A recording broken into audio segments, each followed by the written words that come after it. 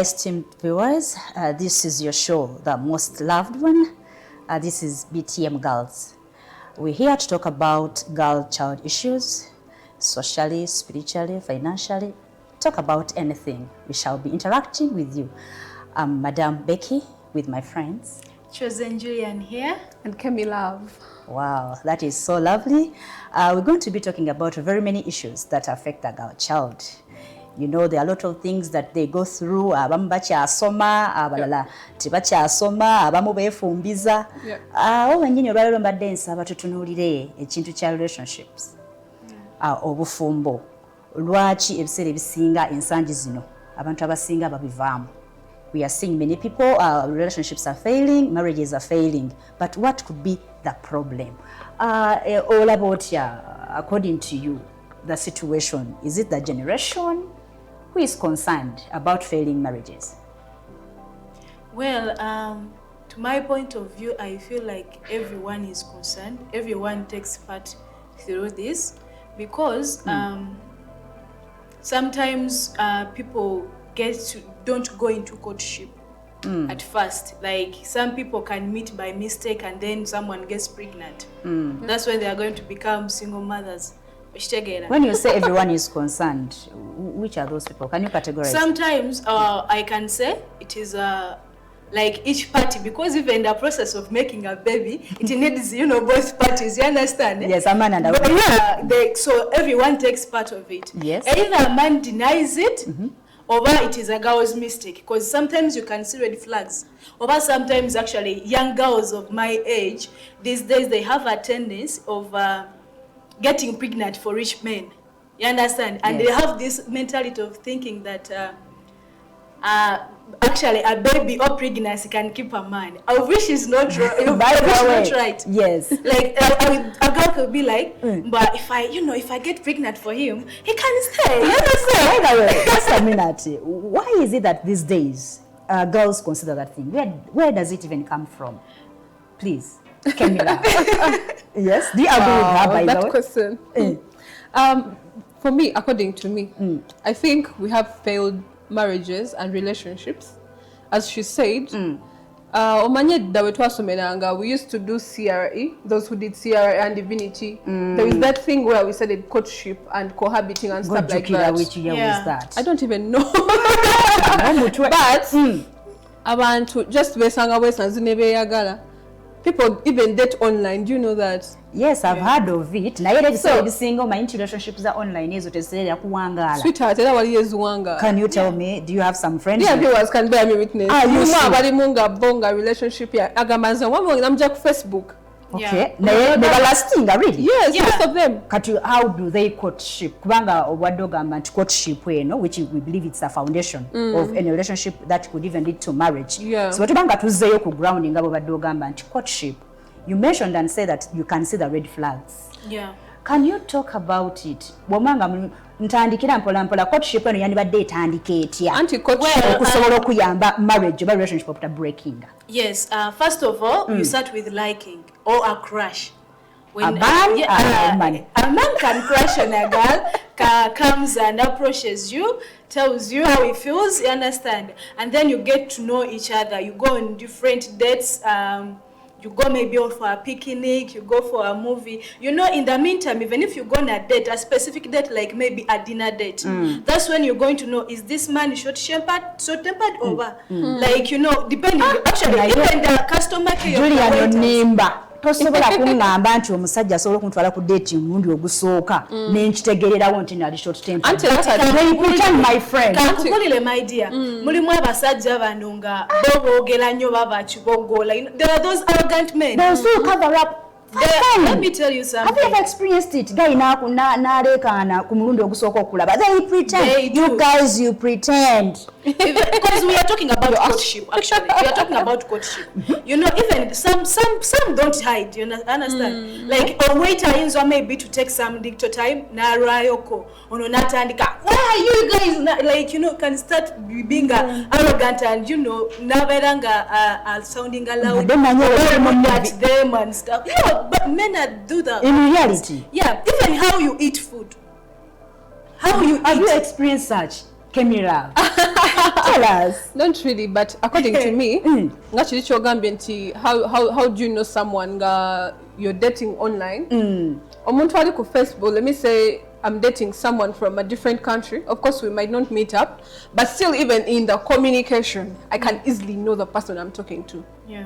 But I don't think everyone has that capacity, that instinct Yes, to tell. still there are red flags. How many people ignore red flags? But red flags speak a lot. Omuntu agenda kugamba, hey babe, how are you? Hope you're well. I'll text you when I reach home. Yeah. Atuke waka na atakuba.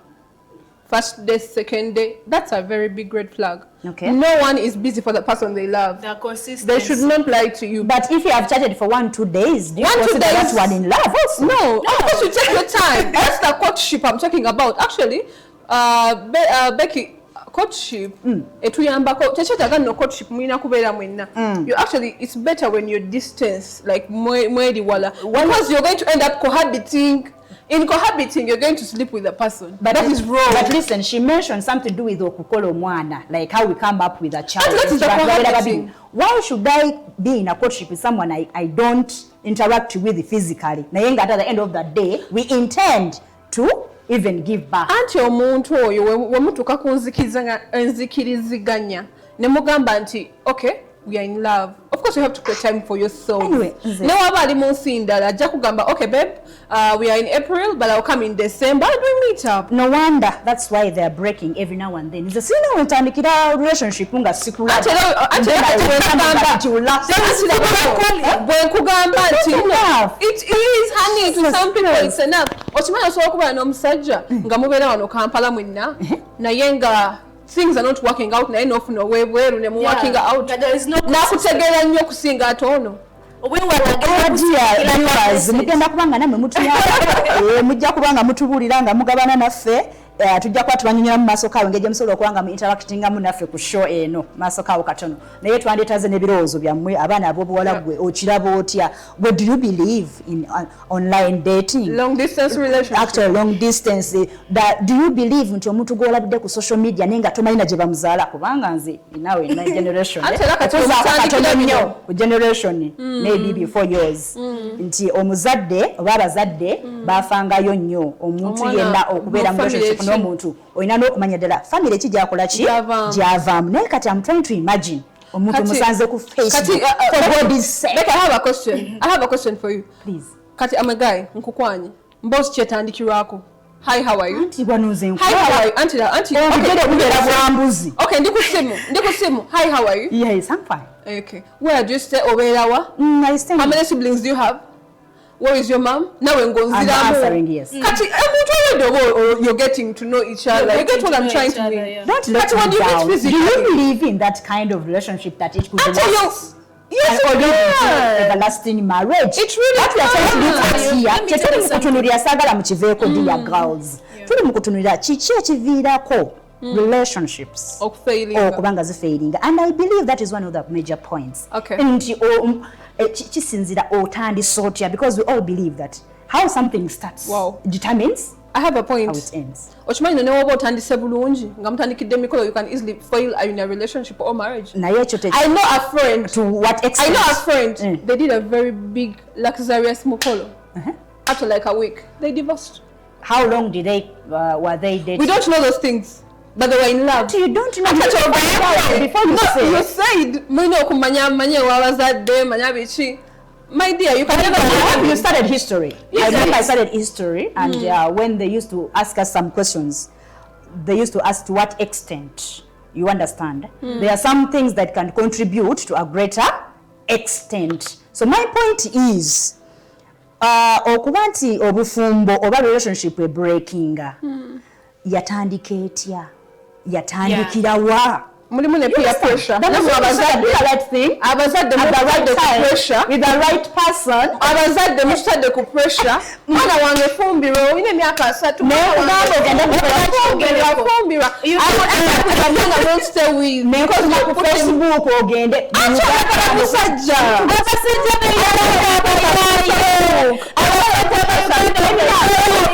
first Antumante, oyagala nkuwe, you have to bear. No, that is where actually girl child go wrong. Anti muna, Otegeera? pressure. That is where you guys go wrong. Parents mututeeka ku pressure. No. Mwana wange olina emyaka 3. Tenda tulaga wadde omusajja. Naye bangi.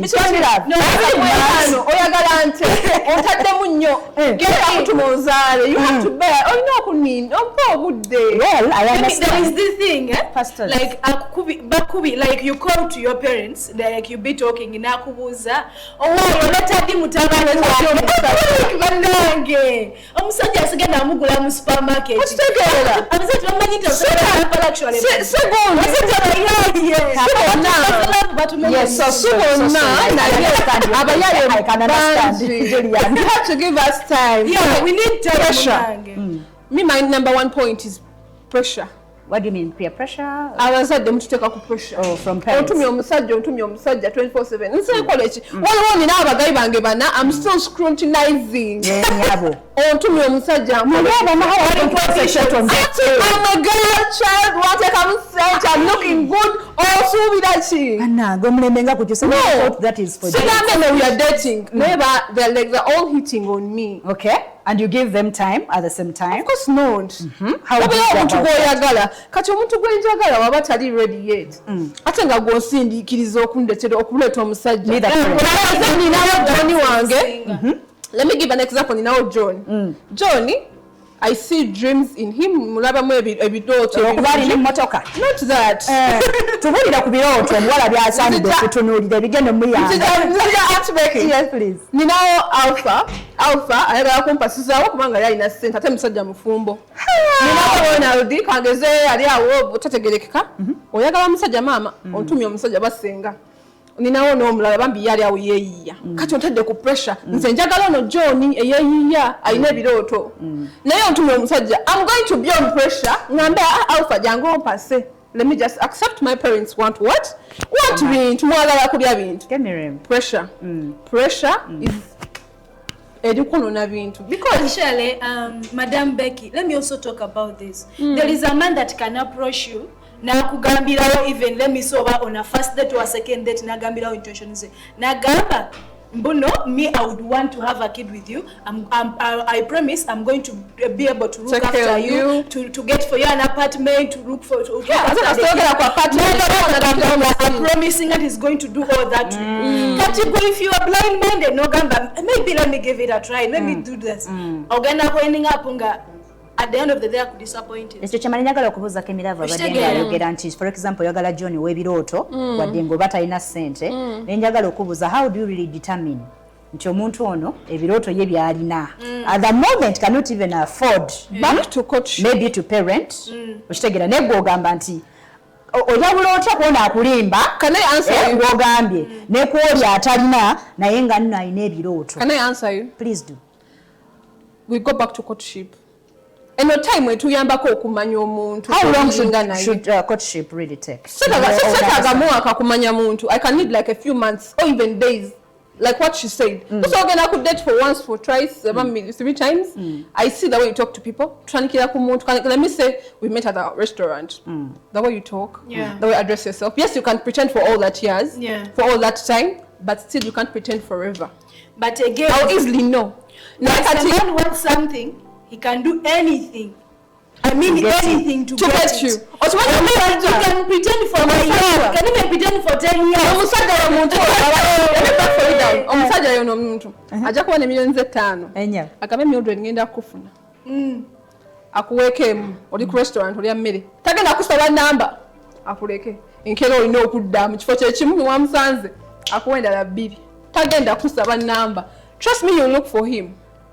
Asakadawo mmeka 2 ku million. That is if you're money minded nga your target is money. Anti ayagala kulaga kitegeeza omulembe guno ogw'abagalo child bwe twogerako baagala nnyo ssente. Now actually kiteeta mu point yo love for money ne weesanga ng'ogenze mu bufumbo sintula kuba omuntu okoze eki omwagadde yasakwa akumeseeyo awo obuzika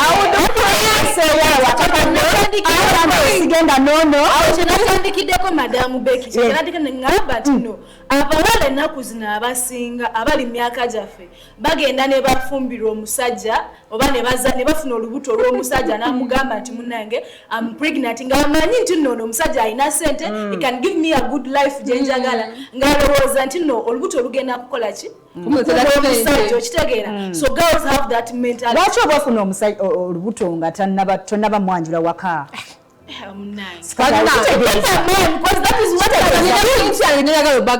would rather cry. I would rather go Dubai oba ngenda mu Singapore What do you mean? Money, you guys, don't you want money? Do you want a broke guy? Let's be realistic. I can explain by okiriza kitegeeza olina obusobozi kubanga okuwasa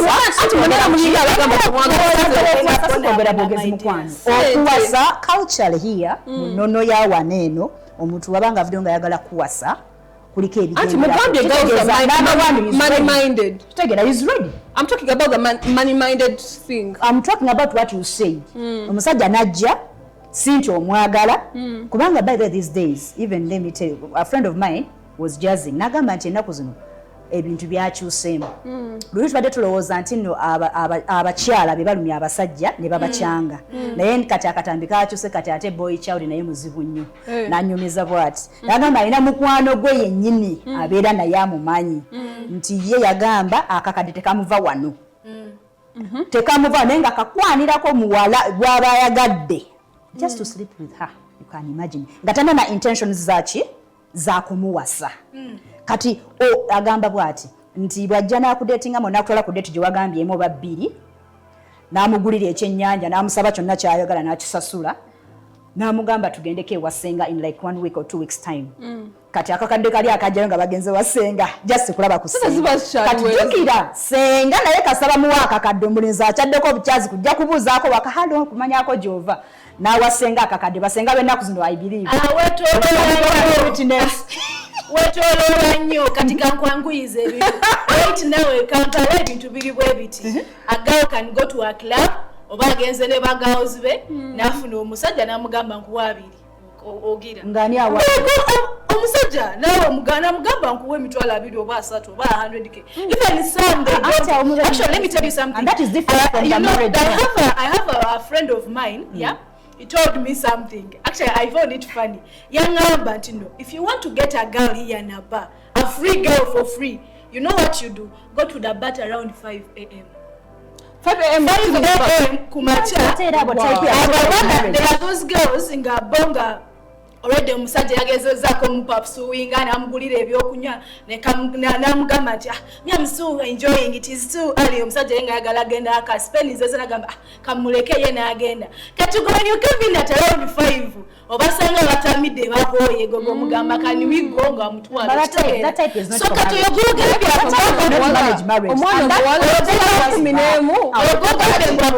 kituzaayo eri kati otasobola bufumbo okitegeera so my concern they get pregnant nebanga tebamanyi ani nanyini lubuto definitely so it means as a girl child oteekeddwa okumanya how should I go about relationship. Number one, also, if a guy approaches you and he shows interest, start with courtship.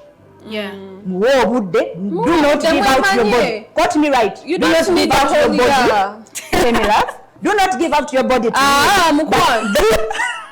Mukwano zomani wangu emba mwagadde like tuli mu mwezi gwa gusatu oba myezi no listen maija ne tuga mutima zemba I feel you let me love sweetheart like akugambe even if you don't give him for 4 years no omugamba sigenda kwa for 4 years namala kulya for 4 years agenda no but when it comes back to that ajja kugenda so it doesn't determine no it doesn't determine.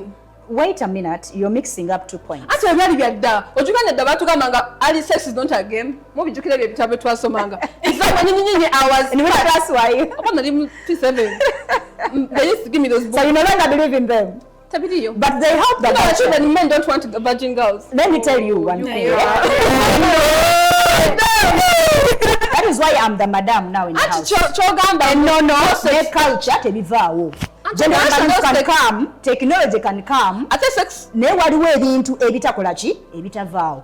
believe me, if you make your own research, they always say nti abasajja abasinga balekawo abawala be bamaze kukola ki okubeera nabo. Yeah, true. Compared to those ones who have not been with them. We want to men are hunters. Let me give you an example. Men are hunters. That is okay. That is okay. Let me pass my point home. My point is, I want you to imagine you have dated a guy. Okay, let me just give an example myself. Okay. Nze dating omusajja nga nze Becky, omusajja mwagadde, he has convinced me, neekuuma. Yeah? Nga maybe mulaba mu future kubanga era ebyaddala ate. On the other hand, courtship shouldn't take too long. Exactly. Why? Kubanga you might be tempted. Nobanga tokyasobola kwekuuma, you end up having sex, which is literally it will not be right. Yeah. Because ono guy wanaakulekawo ng'amaze okutegeera ng'omwana omuwala kigenda kuluma nnyo than this guy agenda ogenda nga talina kyange kyantwala nga tonnamulira ssente ye Lwaki mugamba omusajja wamala okwebaka akakulekawo kivaawa? Nze ndaba wamala okulya ate asigalirawo ddala. In which world are you? Some be hunters. But when you're talking about any man is a hunter. The principles of marriage. marriage. Abafumba balina wano empeta omusajja ajijjako n'agamba baby Mildred, I like you, n'agiteeka ebbali n'agamba marriage sokoleke n'akola byako. Kati awoleka akikole naye not to me. Me, let me position myself as a girl child. Auntie, so I'm about also positioning yourself. Dear viewers, nawe Becky, sex tebidetermining amu nogenda kulasting a relationship. Omusajja ngazenga they use their minds, for us we use our hearts. That one is known everywhere. Do you know the reason as to why? Naye omusajja agenda kujja oganda omuwaako sigambe no mwegabe nedda. But as if you're saying that. Actually, I'm explaining my point. Take your time. Me, according to me, things of sex, you can't sleep with anyone. Kubanga singa bali bakabuli omusinga singa buli omuwa naye biva ku mutima. You're dating, mugenze ku couple of dates, mwetegedde, you actually finding most things mwefaanana, your traits are all the same. Bichi ekintu kijja buzi. That intimacy comes naturally. And if you feel like having it, you have it. Well, I'm a baby girl. What I can tell you is take your time. Yes. And pray to God to give you the right one. You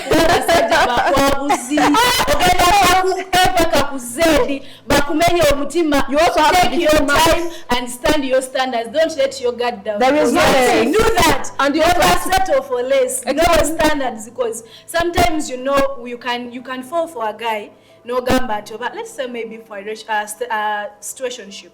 Because sometimes we do have situationships. now can you imagine? Now, yeah, when you different have types a of relationships? situationship, you tend to like, actually, You want to go to a situation comfort. not to do a situationship with a guy that she likes.